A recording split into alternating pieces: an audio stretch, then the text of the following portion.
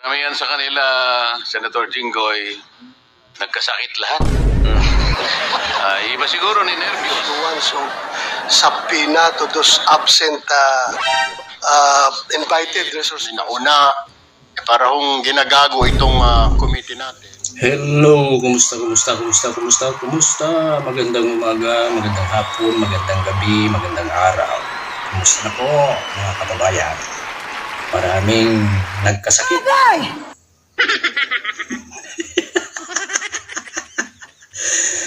Ayon kay Senador Rodante Marcoleta, maraming nagkasakit. Bakit? Anong dahilan? Pinatawag lang sila sa Senate Blue Ribbon Committee, biglang nagkasakit. Nakatapat sila ng matinding senador. Kaya hindi kayo makakaligtas sa susunod na hearing. Ipapatawag ulit kayo sa subpoena.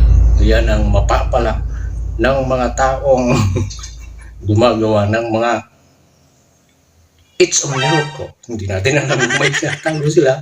Bakit ayaw nilang dumalo sa hearing? Bakit kung sino-sinong pinapadala? Tama ba yun? Bueno, maraming salamat po sa mga kababayan natin na nanonood. Kumusta na po kayo lahat?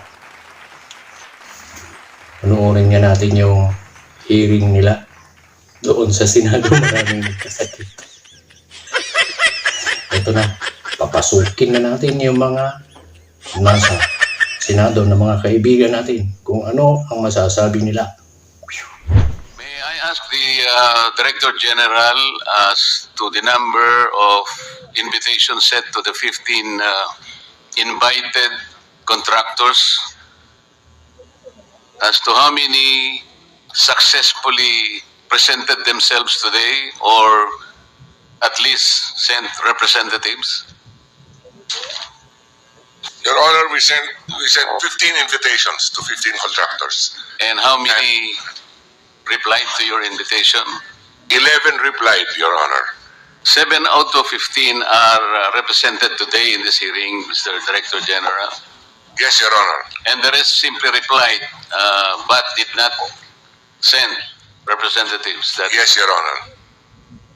I just hope this is not the sign of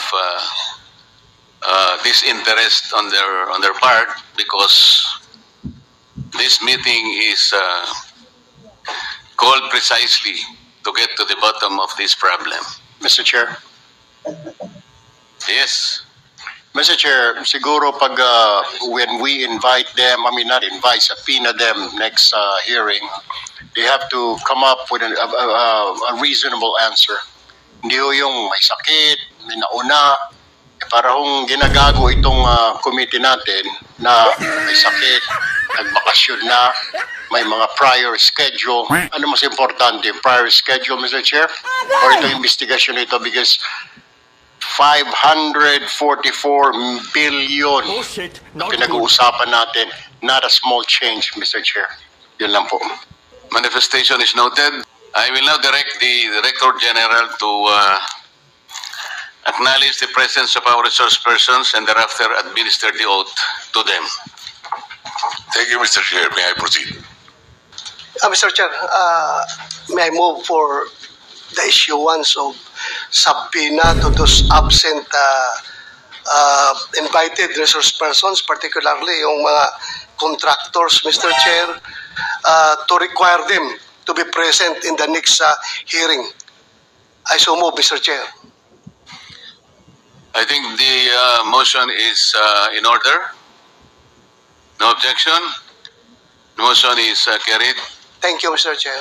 The next is Senator Jingo Estrada, Senate President pro tempore. Thank you, Mr. Chair. I will just waive my opening statement.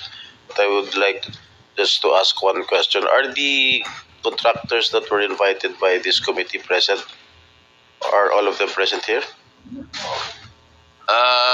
I think 11 responded, but only 7, according to the Director General, managed to send representatives. Why, what happened? Karamihan sa kanila, Senator Jinggoy, nagkasakit lahat. Iba siguro ni nervyos. Sana So, lang Mr. Chair, with that, I move that we subpoena them for next hearing.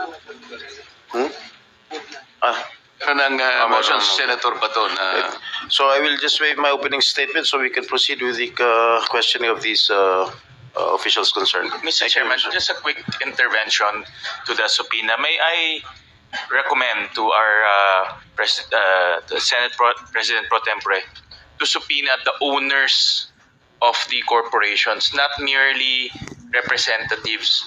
Kasi na subukan na natin dito yan, pag representatives, wala hong isasagot ho yan. So doon po sa General Information Sheet, the Articles of Incorporation, nakasulat ho doon sino may-ari. Papuntahin ho yung may-ari at saka presidente ng kumpanya. I so move. Yes, I agree with the suggestion of Senator Gatchalian. I second the motion. as practicable, let us invite the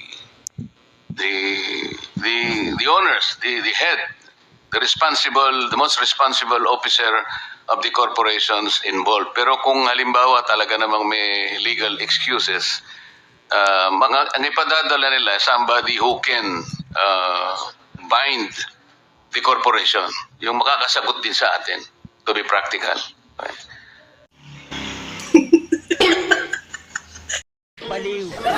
Ayun na ang resulta. Nagkasakit bigla nilag na trangkaso. Hindi nakatapat kayo ng senador na matindi. Lumabas na yung mga totoong politiko na may malasakit sa bansa, may malasakit sa mamamayan. Ito na ang hinihintay ng mga Pilipino.